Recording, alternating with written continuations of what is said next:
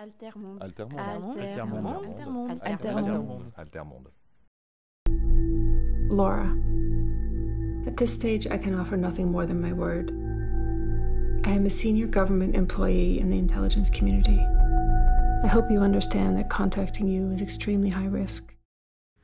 En fait, ce qu'il faut comprendre, c'est que Laura avait déjà commencé à faire un film à propos des questions de surveillance avant d'être contactée par Edward Snowden.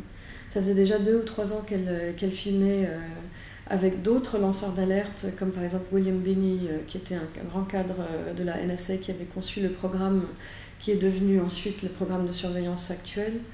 Elle avait filmé avec Julian Assange, etc. Donc elle était déjà très engagée dans ce processus. Et nous-mêmes, notre collaboration, elle et moi, avait commencé avant qu'elle ne reçoive les emails de Snowden.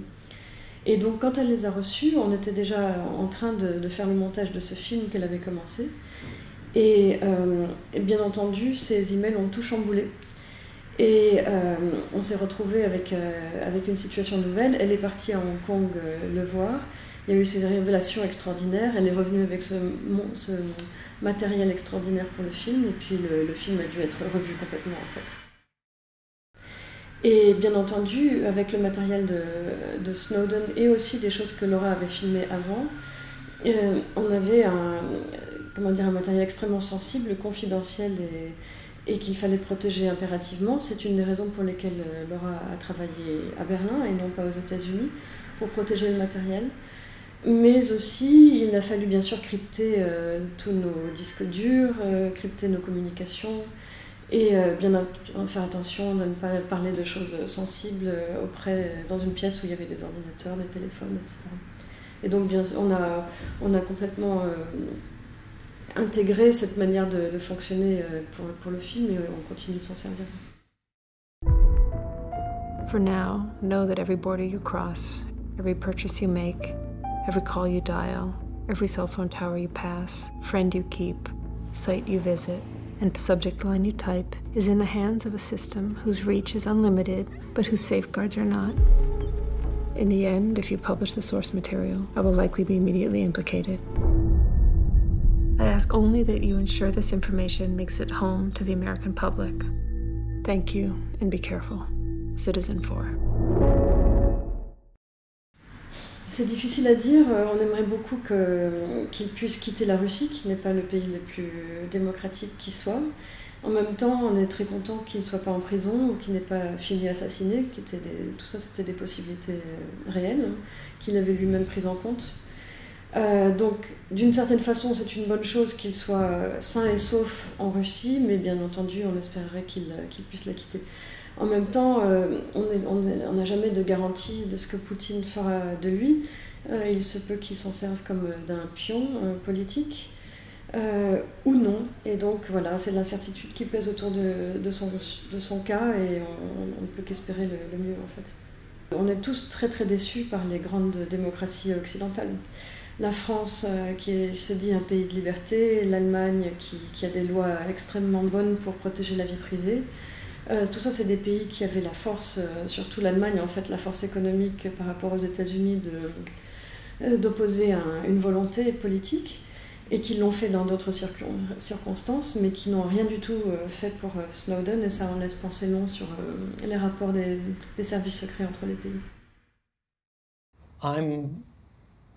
I am more willing to risk imprisonment or any other negative outcome personally than I am willing to risk the curtailment of my intellectual freedom and that of those around me whom I care for equally as I do for myself.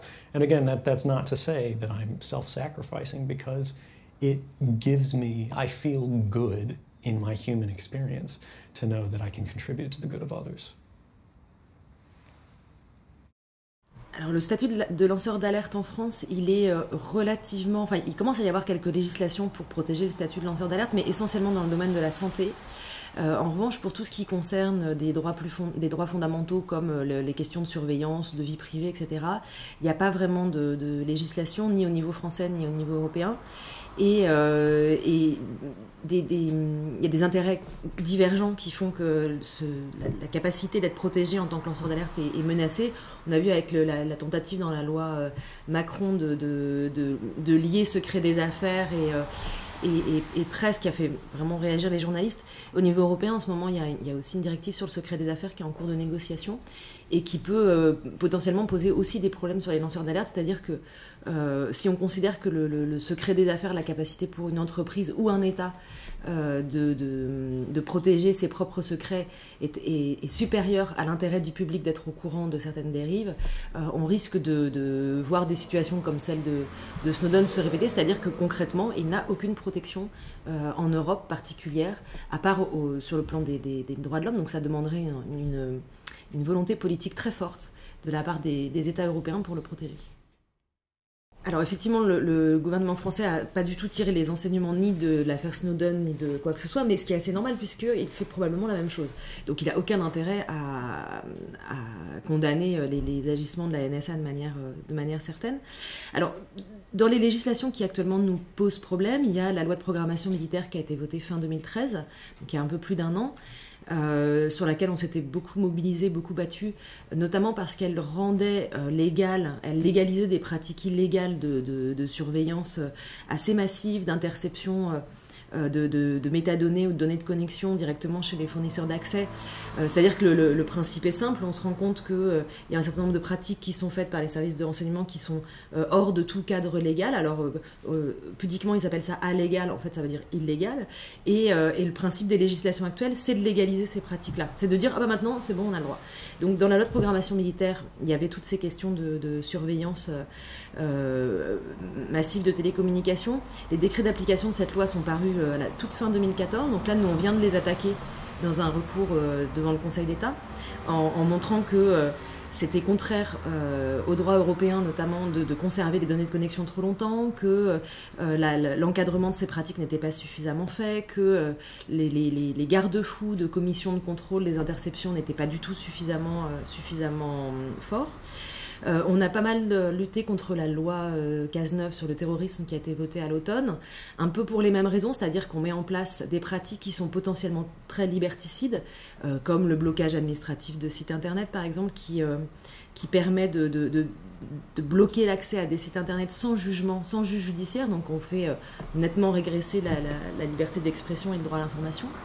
Il y a tout un tas de mesures comme ça qui progressivement sont en train de, au nom de la lutte contre le terrorisme, restreindre par petits bouts les droits fondamentaux d'une manière assez récurrente, c'est-à-dire qu'on va faire sortir le judiciaire de la boucle. Dans une démocratie, on a des pouvoirs qui sont en théorie indépendants, le législatif, le judiciaire, l'exécutif, etc.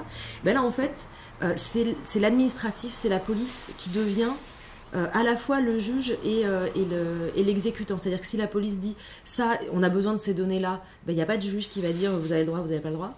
Si dit on n'a plus le droit d'avoir accès à tel site internet, à tel contenu, eh bien le juge n'intervient plus non plus en amont pour dire vous avez le droit, vous n'avez pas le droit, et pour faire respecter cet équilibre entre d'un côté la sécurité et de l'autre côté la liberté.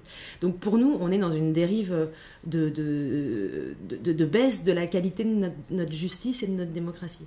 Et puis dans quelques semaines, on va avoir une loi sur le renseignement qui va arriver et pour laquelle on craint énormément à nouveau de la légalisation de pratiques illégales, à nouveau une justification de la surveillance de masse, de l'intrusion de plus en plus massive dans notre vie privée, tout ça au nom de la lutte contre le terrorisme et quand on sait que ce qui est voté dans un objectif précis, par exemple lutter contre du terrorisme djihadiste, en fait après ça va s'appliquer à tout un tas d'autres choses. Et on n'a aucune garantie, on sait qu'on ne reviendra pas en arrière. Dans la législation, on ne revient jamais en arrière.